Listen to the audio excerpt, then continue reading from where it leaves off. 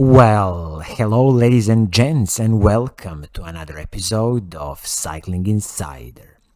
In this episode, I will give you the buyer's guide for the 2023 Scott Foil RC30 road bike. So this is one of those latest, greatest Aero road bikes, and specifically this Scott Foil RC30 has a retail price of $4,800. So definitely it's not the cheap bike. It has a bit of a spicy price, but we'll dive into the specifications and really see what do you get for your hard-earned money. First thing first, we can answer the question, who is this bike for? So you see, Scott Foil platform is all about aero road bikes, so heavily aerodynamically optimized bikes, everything from the carbon fiber frame and the fork, handlebar, stem, seat post, the choice of the wheels and all other smaller components. So if you want to go as fast as possible in a straight line, you want to achieve your top maximum speed, then definitely you should consider the Scott Foil bike. Also, with these heavily aerodynamically optimized bikes, don't expect it to be super light or nimble. This is not the point of this bike. The point is to go as fast as possible in a straight line and to be a bit on a stiffer side, because you want to transfer as much as power down to your wheels, and also you want to have the minimum drag as possible. So, okay, as I said, the retail price is $4,800, which makes it a bit on the pricier side. And as I see here, there's only one paint scheme on offer, which is this beautiful kind of almost a dark purple with a hint of silver. Looks beautiful paint scheme, no problem with that. But again, I would expect Scott to offer at least another paint scheme, because it is the retail price of $4,800. Okay, so now we can dive into the specifications of this bike and really see what do you get for your money. Let's kick off with the frame and the fork. So you see, the frame is a carbon fiber Scott HMX carbon fiber frame, and also the fork is the carbon fiber HMX fork from Scott. This carbon fiber frame comes with 5 years warranty from Scott. It has, of course, internal cable routing, 12mm through axles both front and the back, and it comes with the press fit bottom bracket. So it is heavily aerodynamically optimized frame and a carbon fiber fork.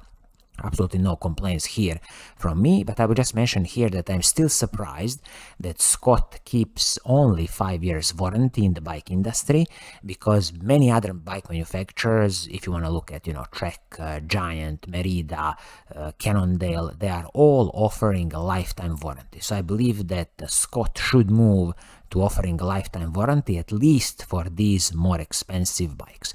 But as I say, it is what it is. 5 years warranty on their carbon fiber HMX frame. Now let's move to the group set on this bike. So what do you get? You will get a superb Shimano 105 Di2 electronic group set. So this is the latest Shimano 105 electronic group set, Shimano's R7150 group set. So everything from the shifters, front mech and the rear mech is a Shimano 105 Di2. This is a semi-wireless group set where the shifters and the front mech are communicating wirelessly, and then you have a cable connection between the front mech and the rear mech on this bike. Make no mistake, Shimano 105 electronic group set is absolutely superb, and definitely there is no complaints here from me. Now let's look at the crankset on this bike. So you are getting a Shimano 105 crankset, 50-34 chain rings, and this is paired with the Shimano's 105 cassette, 11-34 cassette, and also the chain on this bike is a 12-speed chain, because the whole group set is a 12-speed group set, and this chain comes from the Shimano's mountain bike world. So this is their M6100 chain, again on the Shimano SLX, Shimano XT levels of the chain. I'll just mention here that when you look at 50-34 chain rings paired with 11-34 cassette, it's a very good gear ratio. You have a 1-1 gear ratio, and I'm also very surprised that they've included 11-32 cassette, which is absolutely excellent, because you have a lot of gears to climb, even some steep mountains, because on these aerodynamically optimized bikes usually you would see cassettes of about 11-30 or 11-32. So this is an excellent choice of 11-34 cassette.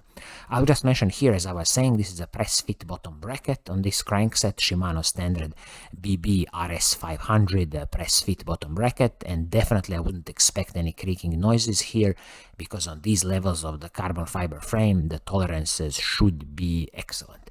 Also here I would just mention that in the future, when you destroy this Shimano chain, I also advise you to stick with the Shimano 12-speed chains. You can choose from the road bike group set, from the mountain bike group sets, something like, Shimano Dior chains, SLX chains, Shimano 105 chains, or Shimano Ultegra chains, it doesn't matter. And also with the cassette, definitely stick with the Shimano's 12-speed cassettes. Again, you can choose from Shimano 105 cassette or even Shimano Ultegra level cassette. Now let's talk about the braking system on this bike. So what are you getting here? So the brakes are the Shimano's 105 hydraulic disc brakes, front and back, with the flat mount disc brakes. And as I see here, the braking rotors are the Shimano's RT70 center lock braking rotors. You are getting 160mm braking rotors front and the back, which is excellent. So excellent stopping power, very good heat dissipation. This is what you want. I will just mention here that again, these RT70 braking rotors are perfectly fine out of the box.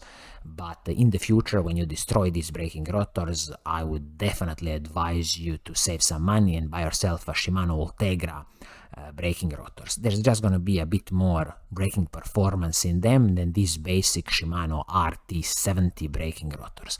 I'm glad they didn't cut here the corners with the size of the rotors. So as I said, 160mm braking rotors both the front and the back, which is absolutely excellent. Now let's see some of the smaller pieces on the bike, like the handlebar and the stem. So handlebar is the Syncros Creston handlebar, and also the stem comes from Syncros. As I see here, of course, both of these pieces are aerodynamically optimized. They are aluminum pieces, and the good thing here is that although it is a bit of a proprietary piece, it seems to me that you can still separate the handlebar and the stem, so you can, change some small pieces in the future, or a bit adjust the position on the bike. When you look at the seat and the seat post, the seat comes again from the Syncros own brand of Scott. I'm not expecting anything special with this seat. If you don't like it, you can always replace it with your desired seat. And the good thing with the seat post is that it is a Syncros Duncan SL Aero seat post, which is a carbon fiber seat post. So definitely you will get a bit of soaking up of some of the smaller road bumps. When you look at the wheelset on this bike, this is definitely one of the weakest points of the bike, because the wheelset is a very simple Syncros RR 2.0 disc wheelset. So this is a classical aluminum wheelset from Syncros. I'm not sure what's the rim height here. I would suggest is it 20-25mm rim height. This whole wheelset is probably gonna be something like 1.9 kilograms, and the hubs on this wheelset, definitely I'm not so sure what hubs are they using. Probably some kind of Syncros hubs with the sealed cartridge bearings. So don't expect too much from this wheelset. It's definitely not one of those heavily aerodynamically optimized wheelsets. So definitely in the future, this could be the first serious upgrade on this bike. You can have a look at, for example, DT Swiss wheels, some of their aerodynamically optimized wheels, which are just astonishing. So they had to cut corners somewhere, so they have chosen here on the wheelset side. When you look at the tires on this bike, again, Schwalbe 1 race guard tire, front and the back, 25mm tire at the front, 28mm at the back.